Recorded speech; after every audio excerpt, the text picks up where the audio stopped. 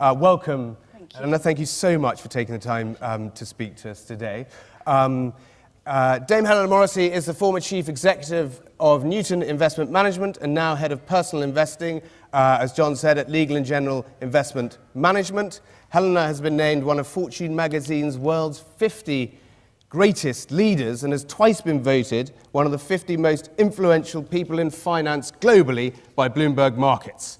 Outside her other accolades, Dame Helena is founder of the 30% Club, an idea that started with the ambition to get 30% female board representation on all FTSE 100 companies, but has now gone global, with 30% clubs springing up all over the world. Helena was made a Dame in 2017, birthday honours list for services to diversity in financial services. Now, I'm not going to be able to fit in all Dame Helena's achievements, but I should add that she's recently finished a book, which I thoroughly recommended to both girls and boys, called A Good Time to Be a Girl, which we'll be talking about a bit later. And you've also, Helena, managed to achieve these extraordinary feats as a mother to 9 children, and if my sources are correct, now grandmother to 1. Many congratulations. Thank you. So welcome, Dame Helena. I'm exhausted just reading that I'm exhausted now. biography. It's much easier day to day. So, yes, well, I imagine so. Take each day as it comes. My first question has to be, how on earth have you managed to raise 9 children and achieve so much in terms of your career? I have 2 children. I'm shattered. Well, I'm afraid I haven't got a single answer. And to be honest, if anyone had said to me when I was a teenager that I would have 9 children, let alone have a sort of big job in the city and do some campaigning as well, I would have freaked out, I think. I'd laughed very nervously anyway. And I guess reflecting on it, there's probably 3 things. One is I have to give credit to my husband. He was a financial journalist, actually started at Euromoney, Nesta House. And I remember when he was going to that building when we were, I think, just engaged. So, and he decided when we had our 4th that he would like to go freelance, and these days doesn't work for money, but works very hard, currently at Sports Day. And that has obviously been a very important part of our story as a family. I do think as well, this idea of taking each day as it comes can't be overstated. I mean, I've learned not to plan out much longer than a day at a time because it's all a bit overwhelming. But actually, I have discovered through life that we can actually sort of expand. You know, I think sometimes it's a bit like taking exercise. You know, we can sort of suddenly run a marathon, not that I can, I should hasten to add, but by sort of starting small and sort of gradually building up. And actually, of course, I didn't go from 0 to 9 children in one fell swoop. I remember telling my boss at the time when I was announcing, I think, my 7th pregnancy or 7th, I was expecting my 7th child. And he said all the right things, hearty congratulations, but then he looked really nervous. And this is when I was CEO of Newton. He was obviously a little bit worried about what it meant for the business. And I said to him, well, I'm not going, 0 to 7 in one go. It's, 6 to 7. And he smiled and he said, oh, yes, it's only a 17% increase. Yeah. Which, it takes a sort of fund manager. It does take a fund manager. Things, really. So it has been gradual, and that has been important. And last but not least, of course, one of the things that people don't realize, I'm one of 2, is that a big family sort of takes care of itself to a large degree. Don't call social services, but they do, help each other with homework. There is a very different dynamic with a big family, and even if I was at home, there wouldn't be enough parents to go around, clearly. Exactly. So, excellent. Each day is a bit of a, unknown quantity. Well, I know that feeling, and a lot of people in the room know that feeling. Now, I want to ask you, you've written a book, A Good Time to Be a Girl, and now, in that book you quote that of 15,000 fund managers, I think it's in the UK or is it in the world? Globally, actually. Globally. Citywide. Only 800 are still women. And as we scan across the room, I would say this is a largely male audience. So my question has to be, it might be a good time to be a girl in other industries, but not in your own industry. Well, trying to change that through something called the Diversity Project, but I do think there's been a bit of a sort of misselling is a very dangerous expression to use, but there's a misunderstanding, I think, and a lack of understanding in the general public about what it means to be a fund manager. And I think often we are considered to be a very sort of dry, very much, about the numbers, which obviously are important.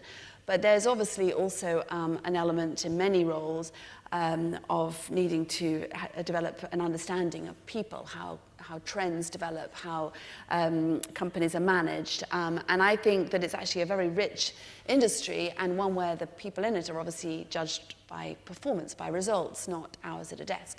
Whereas actually when I speak at universities, schools, business schools, and to groups, not just of women, but men and women, the impression I get is people, A, they don't really distinguish different aspects of the finance industry, and secondly, that they don't think actually that other qualities besides just being able to sort of read company accounts are what's going to be valuable. So I'm on a bit of a mission to change, along with others, perceptions, partly because I think as well it's not understood that we can actually do something of social purpose, that we can actually help people in their with financial well-being.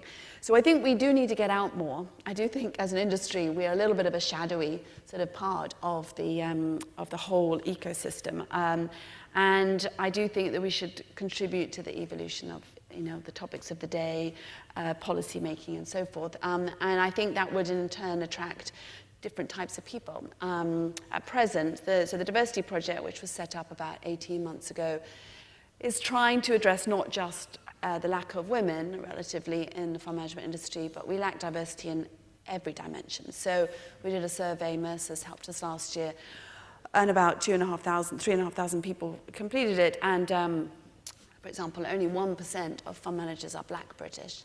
40% have gone to private school compared with 7% of the population. Now, I have nothing whatsoever against people who've been privately educated, but we need to get more people joining us, be excited about what we can do, and continue to, I think if we don't do this, we won't be able to attract and retain the best and brightest young white men from traditional backgrounds, as well as diverse people.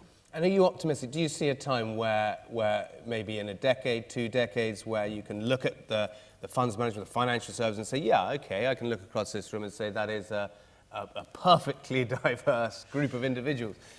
Well, we're not trying to social engineer it. So clearly there will be always, I think, I mean, Legal & General has a large proportion of our fund managers are quant fund managers, and there are fewer women studying maths at university, for example. So we're not aiming for some sort of a complete match. But I do think, and I saw this with the 30% Club, that although it can seem somewhat of a forlorn hope at the start when you look and you think, well, there are so many different aspects of this. There's societal issues. There's obviously some industry issues. There are individual company issues that it seems in some ways a long, hard road. But actually, I do think it's a situation where if there's concerted, urgent effort, people take it seriously as a business issue, not as a sort of special interest issue. It's not about being nice to women. It's about creating the best pools of talent, diversity of thought in your teams and in your workplaces. Then I think we can make progress. Well, we'll come on to that a bit later. What I did, as we had a word about this before, what I did, because I have probably, what do they call it, inherited bias or something, being a pale male, stale sort of a fellow. Don't be hard on yourself, Charlie. I asked all the women members of staff within our division if they had one question to ask Helena Morrissey, what would that question be? So I compiled some of these questions, and apologies to any of the women who put in questions and they're not asked, but I will just run through a few of these with you now. Okay. First one being, what are the mistakes that you should make early in your career? This is an amalgam, this one. What are the mistakes you should make early in your career? What mistakes did you make? What did you learn from them? And was there ever a defining moment for you? Okay, so I've made loads of mistakes, and I think one of the important things to pass on to anybody that one, for example, mentors, is that actually any career is a labyrinth, not a ladder, and actually it's how, I'm not going to remember the exact Winston Churchill quote, but how you kind of deal with defeat, that's an important thing. It's not failure in itself. And I was naive at the beginning. I had a fantastic start to my career. I was out in New York for a couple of years learning about fixed income fund management, and it was a real sort of baptism of fire in some ways, but I learned a huge amount. But when I came back to London, I sort of assumed that culturally, because at the time in New York was way ahead of London, and I assumed that there would be a similar culture. Quickly found myself the only woman in a team of 16 fixed income fund managers, and I sort of didn't think twice about the fact that that might actually be an obstacle at all. And when I had my first child, I came back from maternity leave and I was eligible for the first promotion, and I had done everything that I think I was expected to do, but I didn't get it. And I expected to get it, I'll be honest. And I asked my boss what I was doing wrong, And he said, oh, well, there's nothing wrong with your performance, but there is some doubt over your commitment with the baby. Now, of course, no one would ever say that now, but they might think it. And I recognize now that what I was doing was sort of leaning in to a system that was really stacked up against me. So this leaning in concept, now that's, who was it? That's Sheryl Sandberg. Sheryl Sandberg. What is leaning in again? So it's really the idea that women have to be more ambitious. You know, the subtitle of her book is Women and the Will to Win, or the Will to Work. And my subtitle to my book is Don't Lean In, Change the System, which I was in America last week and there was a little bit of a frisson about that. But I think sometimes you can perpetuate the system or perpetuate things that I argue now don't need to be like they are and probably don't suit a lot of men as well. So I was too timid in effect, and I did feel, I did learn from that. I joined Newton soon after, a much smaller firm, and effectively, without really asking for it, and it was luck. You know, luck's sometimes really good in this life. I ended up being mentored by Stuart Newton, the founder. And because I sort of asked for, not asked for the promotion, but I asked if I could take on some portfolio management, and he said, okay, but only if I kind of watch what you're doing. So I had to sit next to him, and effectively he became very generous with his time, very much a mentor, and taught me a huge amount that I know, and that was a huge turning point. The mentor is very important. I mean, and that's a male or female. I mean, should all firms have these kinds of mentoring schemes? I've very rarely come across any kind of mentoring scheme, certainly in financial services. Yeah, I think, I mean, often people wring their hands because they say, you know, we've spent a lot of effort on some of the women, and we've spent a lot of time recruiting, we've got some brilliant women in, and then they're mystified when perhaps they don't sort of stay the course and leave just at the moment their career might be taking off. And I think that mentoring can make a big difference around that, that often there are very small differences in terms of how women express their ambition, and often obviously there's the sort of childbearing and rearing sort of stage that people don't have my situation. And often there isn't the sort of outlet to say, actually, I'm really ambitious, but now is not the time for me to take on a certain role, and to be talking more about what you want and how you will be a great contributor, but maybe in a different way than people might expect. So I think mentoring and the 30% club, to be honest, the thing I'm proud is that although we have achieved a big change in the numbers of women on boards here, the more important thing, I think, is that we have a really vibrant cross-company mentoring scheme across all sectors, but there are fund management companies, finance companies that are involved. And this year's cohort just finished, and nearly 2,000 people from 100 organizations participated, and we started to track what happens. And it's amazing, just as I say, that the ability to, and maybe it sounds self-indulgent, but I think just having the ability to stand back and someone say, actually, you know, this is what you should do, and you shouldn't settle for that, and you should put yourself forward for that promotion. I mean, it kind of leads into the next question we've got, which is, Helena is clearly a very confident and strong person, but that's not me. Do I have to become more assertive, leaning in, to get on in my career? And I suppose this is sort of part of this, are women naturally less pushy, and therefore in an industry like finance, which is more pushy, there's a controversial Canadian, I was going to say preacher, he's Jordan Peterson. He's a university lecturer who sort of says, well, they're less, women are more agreeable, and therefore they are not as suited to a career in high finance where it's zero-sum game. Do you have to therefore become a man? No, that's a short answer to that, which is just as well, really. So I feel in my early career, I did have to sort of be an honorary man I felt that's what I felt I had to do. And then, again, Stuart showed me that, and just to contrast that first experience when I had the disappointment after my first child, when I announced, and I can say this, yet another pregnancy, one of my male colleagues at the time leaned over to Stuart very loudly and said, oh, I can't believe she's pregnant again. To be honest, it was a fair enough point. Whereupon Stuart turned around and said, oh, don't worry, she comes back better each time. Not strictly true, I might add. But imagine how that made me feel. It made me feel it was okay to be myself. And actually, when I wasn't particularly confident. But actually, what I realized was the more authentic version of myself was better. And as I became better at my job, of course, it became a sort of virtuous circle rather than the vicious spiral I was in before. And people started to ask me to do client pitches, to speak at conferences. At the time, by the way, so the global fixed income universe was pretty small in London. So I don't want to exaggerate my own importance or success here, but I was sort of in this little group of the sort of Premier League within this very sort of esoteric group as it was at the time. And all my competition weren't just all men, but they were all called Paul. So me and 5 Pauls would show up everywhere. And I'm not making this up. But to be honest, it also taught me there was an advantage, that I could stand out. So what I think we need to do now is get to a situation where you don't have to ask for a pay rise or promotion. If you're the best person for the job or you're doing the best work, you will be valued. I'm not saying you never have to kind of point out where you might be falling behind, but it shouldn't be all to do with kind of who speaks loudest. And I think women should be valued for being women, not for pretending to be men. Okay. No, that's absolutely fair. That's absolutely fair. And we'll talk a bit more about that later, about what women add. But I would quickly come to this next question. Knowing the difficulties involved with regards to working full-time and raising children, how does Helena handle flexible working inside her own organisation? And what flexibility do you, Helena, give to working mothers in your team in general? So I don't think it's a question for working mothers. I think it's a question of everybody. And I think one of the big opportunities is technology to change the nature of how we work. I think young people expect to work anytime, any place, anywhere in the world. They don't expect to be sort of pinned to the same desk.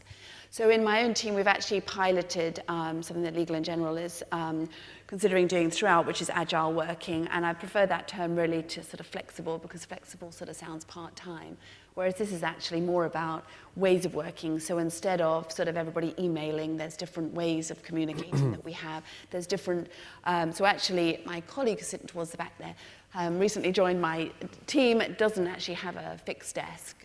I would come in the morning and I must admit, I have a fixed desk because mine's very messy and no one else wants to sit there. But everybody else, I've got to learn the habits of everybody else, but everybody else can default to at least 1 day a week from home. It's a question of getting the results. I'm measuring people's outputs, not where they are. Not the hours they spend. Not the hours. Yeah. It does take a bit more work on the management of that and communicating, and we have this sort of semi-rule that, you know, Tuesdays and Thursdays, kind of everyone in the office, and we'll have our team meetings, and we have different, as I say, we have Skype for business, we have different ways of working. But you work around those. Yeah. And did you find there's an improvement in performance by being flexible like that? It's early days, but it is definitely, my own team is 50-50 men and women, but when I was CEO of Newton, I'd introduced a 4-day week back in 2002, nothing to do with diversity. And actually this was, you know, markets were weak, and we'd been recently acquired, and we were built for growth that wasn't happening. So this was about, well, saving a bit of money in the short term rather than making redundancies. And to my surprise, as many men as women came forward to take it up, it was at the option of the taker if they came back full-time after 6 months. And right until when I left at the end of 2016, some of the most senior male fund managers were working this 4-day week. And I think it helped us to retain them, to keep people's sustainability, and for people to actually enjoy their life, not just their job. Exactly, getting the balance. Speaking of balance, equal pay, we have a question about, it's finally being talked about, in some instances acted on. What is the most effective method you've discovered of negotiating a pay rise? Which is sort of to do with equal pay, but it's got a bit of a surprise at the end. So I mean, I've said we should aspire to this idea that we don't have to all sort of fight for it. It should be around, you know, how we're performing and what contributing. But I did have a conversation quite a long time ago with, it was over the phone, and I realized that my boss, this was quite a while ago, but he was suddenly, apropos nothing at all, he was talking about a colleague of mine and how he was very focused on money.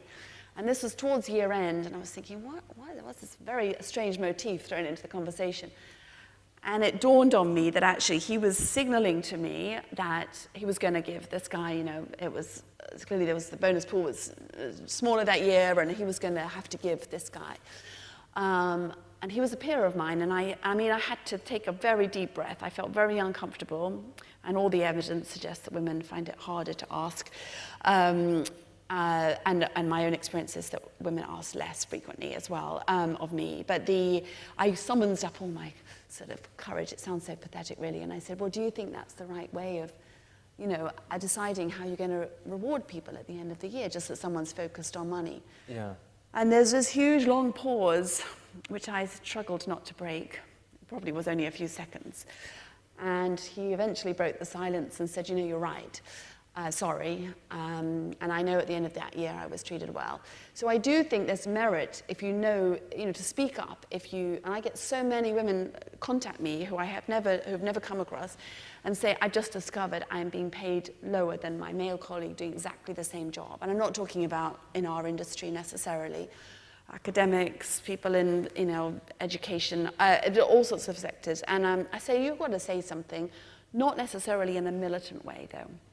I really think one of the things that I've learned is it's much better to sort of point out something in an unaggressive way.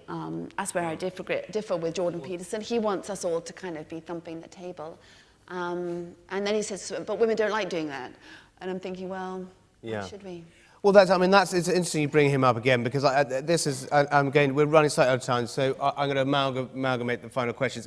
One is there a danger that that gender diversity becomes gender division? There's a lot of the Me Too campaign, all these things that sets, is there a danger that we're setting men against women? How you've called yourself a feminine feminist, how does that work? How do we create a world where we're not at each other's throats? Well, it's totally a risk, and it's one of the things that I do worry about with the aftermath of Me Too and the Time's Up and so forth. I think in the UK, there's definitely been a much stronger joining together of men and women to improve gender equality in recent years. And I do say, in fact, because I speak at so many sort of young people's groups, I see since the Me Too movement an intensification though of a sort of victimhood narrative in certain groups. And I do think we've got to instead create allies with male colleagues. There are so many fantastic men who want equality too for themselves, and we haven't talked about the role of men. I don't think, my husband might be unusual having actually given up work, but I think a lot of men, I just did a survey called Equal Lives, which we haven't published yet, but is really finding out about male perspectives around what role they would want to play in caring responsibilities. But men feel trapped, I think. Yeah, I mean, what we're going to ask, we talked before about a show of hands, how many men in the room, and how should we phrase this, how many men in the room would... I don't think would say give up your careers, it's more would like to play a bigger role or would have liked to play a bigger role in your family's upbringing. Hands up. Well, I rest my case. That's enough. Absolutely. That's very, very interesting. But reading, I was going off to New York the other day and read all the sort of qualitative feedback from this survey, and the men were talking a lot about perceptions of being seen as less of a man. And I think this is a big part of the equation, but it's not men against women. This is about creating better society. But there are deep cultural things about, and all that feeling less of a man, all of that kind of thing. And I don't think that stigma has gone away yet. I mean, when I walked down the road when I was on the tube reading Good Time to Be a Girl, or walking down the street with the buggy and the baby, there's a part of me that thinks, I just taught a bit more deep. Well, I asked my middle son when he was only about 8, I said to him, just like one of those chats you have over supper, I said, what do you want to do when you grow up? And he looked really puzzled, and he said, well, I thought I'd stay at home like Dad. And, I thought, oh, the role model thing. I haven't thought this whole thing through. But, to shake it up and to have different sense of what success is and how we should really play into. I think I've been very lucky. My husband says he enjoys what he does. I've been able to do what I am probably better at than, making the sandwiches for sports day. No one would eat them, they'd be awful. But, we just enjoy playing to our strengths. And I think I would just love more people to feel the confidence to do that. So men and women are fundamentally different in general. They bring different things to the party. We're doing different things, as the 30% Club has shown, having more women on boards has actually been proven to increase profitability. Well, you can't prove it's caused by the women, but there's positive correlation. It's a different perspective added to that, and it could make sense. Now, we are out of time. I'm going to we must talk about your day job. Firstly, is it the end of the world? What are markets going to do this year? Are you optimistic for the global economy? Where should we be investing? Okay, so I'm very conscious, followed by the black swan discussion. So I think that clearly is the biggest risk. I just caught, I wasn't here yesterday, unfortunately, but heard about the poll saying, worried about sort of market exhaustion after all of the QE, and I think that is the big risk. Obviously, we seem a bit Teflon about political risk. People seem to be able to shake that off. Trade war and so, trade wars, though, is obviously, you know, we've been so used to globalization. I don't think people have got their mind around that.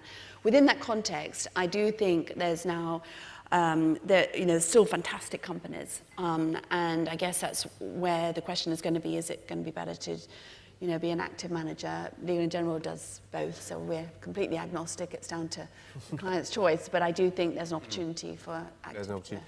And in terms, very quickly, in terms of technology and AI, are all our advisors and managers going to be robots in the future? What is the future for the industry? Would you, for example, recommend your children to become an asset manager?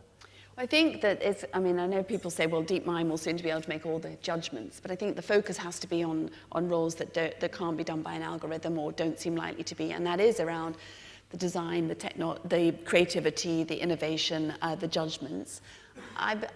Maybe it's clinging on to what I hope will happen, but I believe that there will be a need, if not more of a need, for human interaction in a technological age, and that's, I think, relationships are going to become increasingly important. Excellent. Well, on that note, thank you very, very much, Dame Helena.